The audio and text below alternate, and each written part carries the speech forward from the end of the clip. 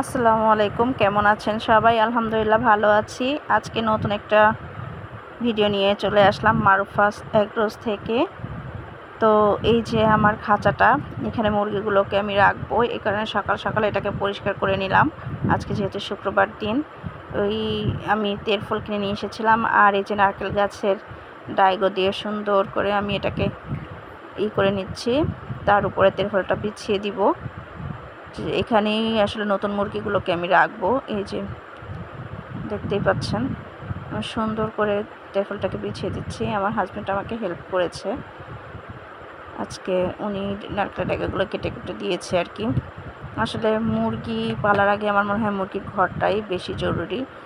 আর নতুন মুরগি এনে ছেড়ে দিয়ে তো যেই বোকামিটাই না করেছি, ইনশাল্লাহ এরপর থেকে এমন বোকামি আর হবে না। এই যে আমার মুরগিগুলোকে ভিতরে রেখে দিয়েছি, মাশাআল্লাহ, ইনশাল্লাহ এরপর থেকে মুরগি আর নষ্ট হবে না। আল্লাহ চাইলে দোয়া করবেন আমার এই ছোট্ট খামারটার জন্য। আর আমার ইউটিউব চ্যানেলটা আপনারা একটু ঘুরে দেখবেন, পাশে থাকবেন সবাই, উৎসাহ দিবেন এবং পরামর্শ দিবেন। ভালো থাকবেন। আসসালামু আলাইকুম।